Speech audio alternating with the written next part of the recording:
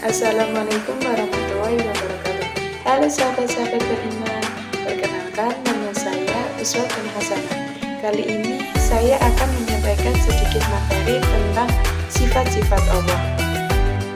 Pernah nggak sih kalian itu berpikir, siapa sih yang memberi kita nafas setiap pagi? Dan siapa sih yang menjaga langkah kita setiap saat?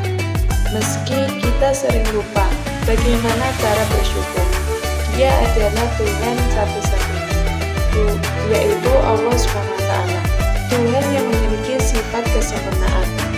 Dalam video kali ini, mari kita kenali keindahan sifat-sifat Allah, agar iman kita semakin hidup dan hati kita selalu tenang.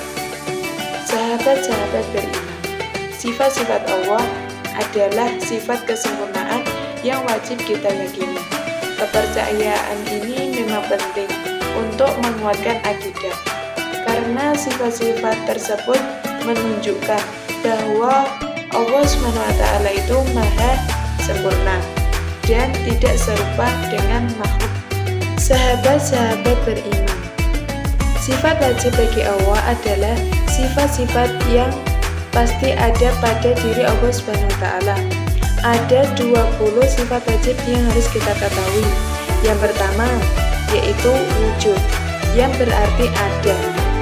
Adanya Allah itu bukan karena ada yang mengadakan atau ada yang menciptakan, tetapi Allah itu ada dengan zatnya sendiri, atau bersifat wujud dan qiyamu binafsihi, tidak tergantung pada apapun dan merupakan pencipta segala sesuatu. Yang kedua, yaitu qidam, yang berarti dahulu atau awal.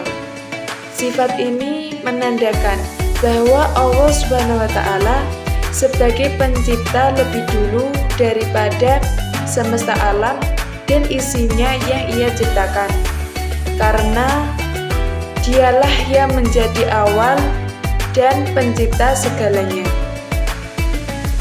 Yang ketiga, yaitu baqo, yang berarti kekal atau abadi.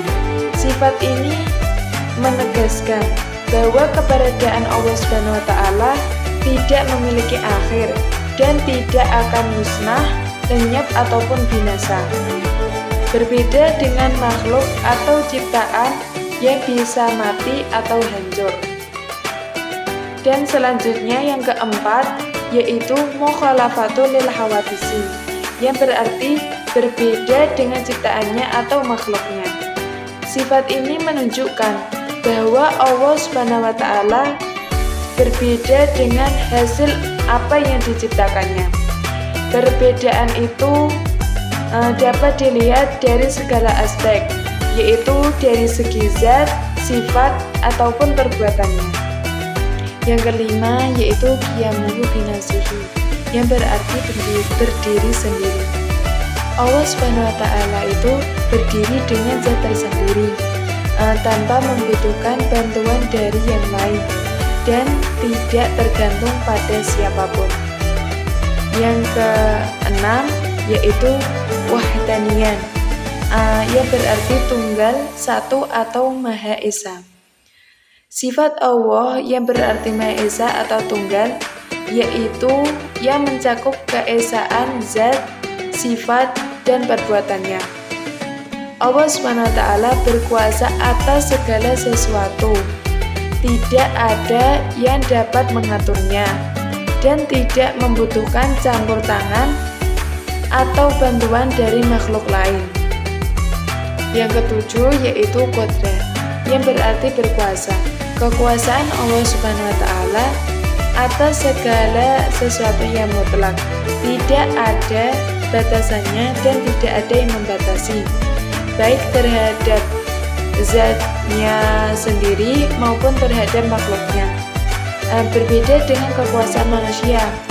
Kalau kekuasaan manusia ada batasannya dan ada yang membatasi. Yang kedelapan, yaitu iradah, yang berarti berkehendak. Allah SWT menciptakan alam beserta isinya atas kehendaknya, tanpa ada paksaan dari pihak lain ataupun campur tangan dari siapapun.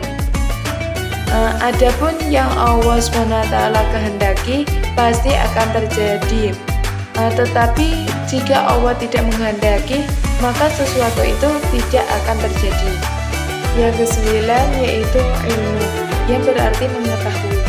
Sifat Allah SWT yang memiliki pengetahuan dan kepandaian sempurna. Allah mengetahui segala sesuatu, baik yang tampak maupun yang gaib, hingga rahasia di dalam hati manusia.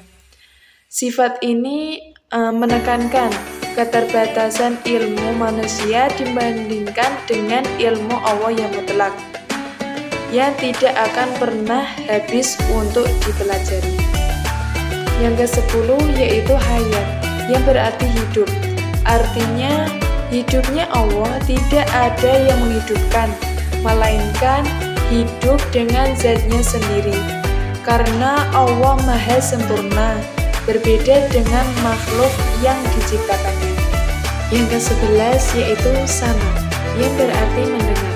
Allah SWT mendengar semua suara tanpa terkecuali, baik yang terucap maupun yang tersembunyi di dalam hati.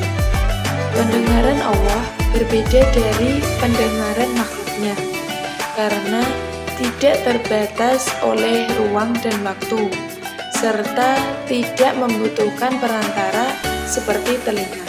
Yang ke-12 yaitu basar, yang artinya melihat. Allah SWT melihat segala sesuatu yang ada di alam semesta. Penglihatan Allah bersifat mutlak, yang artinya tidak dibatasi oleh jarak dan tidak dapat dihalangi oleh dinding. Segala sesuatu yang ada di alam semesta, baik itu kecil maupun besar, pasti semuanya terlihat oleh Allah SWT. Yang ke-13 yaitu kalam, yang berarti berbicara atau berfirman. Allah SWT bersifat kalam, artinya Allah SWT berfirman dalam kitabnya yang diturunkan kepada Nabi dan Rasul-Nya. Pembicaraan Allah SWT tentu tidak sama dengan pembicaraan manusia, karena Allah SWT tidak berorgan. Allah SWT berbicara tanpa menggunakan alat bantu yang terbentuk dari apapun, sebab sifat kalam Allah SWT sangat sempurna. Yang ke-14 yaitu qadiran, yang berarti berkuasa. Sifat ini menegaskan bahwa Allah SWT berada dalam keadaan yang maha kuasa dan berhak sepenuhnya untuk menciptakan atau meniadakan apapun yang ada di alam semesta ini. Selanjutnya yang ke-15 yaitu muridan, yang berarti berkehendak. Sifat ini menegaskan bahwa Allah SWT yang menghendaki dan menentukan tiap-tiap suatu hal. Ia berkehendak atas segala nasib dan takdir manusia. Yang ke-16 yaitu aliman, yang berarti mengetahui. Allah SWT mengetahui segala hal yang telah terjadi maupun yang belum terjadi. Allah juga dapat mengetahui isi hati dari pikiran manusia. Yang ke-17 yaitu hayat, yang berarti hidup. Sifat ini menegaskan bahwa Allah SWT adalah zat yang hidup. Allah tidak akan pernah mati, tidak akan pernah tidur ataupun lengah.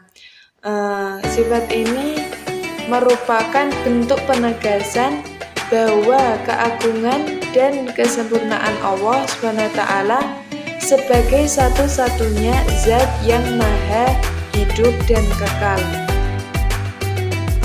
Yang ke-18 yaitu sami'an, yang berarti mendengar.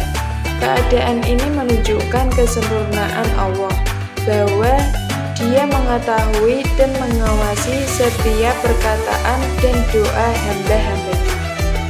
Yang ke-19 yaitu basiron, yang berarti melihat. Sifat ini menegaskan bahwa Allah SWT yang berarti Allah Maha melihat segala sesuatu, baik yang tampak maupun yang tersembunyi. Sifat ini tidak terbatas oleh jarak atau dinding, sehingga Allah selalu mengawasi setiap gerak-gerik manusia. Karena itu, sebagai wujud keyakinan, manusia dianjurkan untuk selalu berbuat baik kepada sesama. Yang terakhir yaitu mutakalimah, yaitu keadaan Allah SWT yang berkata-kata. Maksudnya Allah itu tidak bisu. Ia berbicara dengan berfirman melalui ayat-ayat suci Al-Quran. Bila Al-Quran menjadi pedoman hidup kita, maka kita telah patuh dan tunduk terhadap Allah SWT. Sahabat-sahabat beriman, selain sifat-sifat wajib, Allah juga mempunyai sifat jaiz, yaitu sifat yang menunjukkan bahwa Allah SWT bebas berkehendak atas segala sesuatu. Artinya, Allah SWT dapat melakukan apa saja yang Ia kehendaki, tanpa ada yang memaksa dan menghalanginya. Maka dari itu, kita sebagai hambanya harus berserah diri dan yakin bahwa setiap ketetapannya pasti mengandung kebaikan. Ketika kita mengenal sifat-sifat Allah, kita akan sadar bahwa Allah SWT itu Maha sempurna, Maha penyayang, dan Maha adil. Kita tidak akan gelisah karena kita tahu setiap nafas, setiap langkah, dan setiap ujian dari Allah merupakan salah satu bentuk kasih sayang Allah kepada hambanya. Maka dari itu, kita harus memperkuat iman kita dengan mengenal dan mencintai Allah melalui sifat-sifatnya. Semakin kita mengenal, semakin besar pula rasa syukur dan cinta dalam hati kita. Sebelum saya akhiri video kali ini, pasti sahabat-sahabat beriman ada yang bertanya. Misalnya, kalau Allah itu Maha melihat, apakah berarti Allah itu punya mata seperti manusia? Jawabannya adalah Allah itu benar-benar Maha melihat, tetapi penglihatan Allah tidak sama dengan penglihatan manusia atau makhluknya. Dalam Al-Quran, Allah berfirman, tidak ada suatu pun yang serupa dengan Dia, dan Dia Maha mendengar lagi Maha melihat. Quran Surah Asy-Syura ayat 11. Artinya, Allah memiliki sifat melihat, tetapi tanpa bentuk dan rupa. Kita mengimani sifat itu sebagaimana Allah menetapkannya tanpa menyerupakan atau menolaknya. Lanjut pertanyaan selanjutnya yaitu, kalau Allah Maha mengetahui segalanya, kenapa masih ada malaikat yang mencatat amal kita? Jawabannya yaitu, Allah itu memang Maha mengetahui segala sesuatu, bahkan sesudah atau sebelum hal itu terjadi. Malaikat hanya ditugaskan untuk mencatat amal sebagai bukti bagi manusia di hari kiamat nanti. Allah berfirman, sesungguhnya Allah Maha mengetahui apa yang mereka kerjakan. Quran Surah Az-Zukhruf ayat 80. Jadi, malaikat itu bukan membantu Allah, tetapi melaksanakan perintahnya yang sudah ditugaskan dari Allah. Baik, terima kasih sudah menonton video kali ini. Wal akhir, wassalamualaikum warahmatullahi wabarakatuh.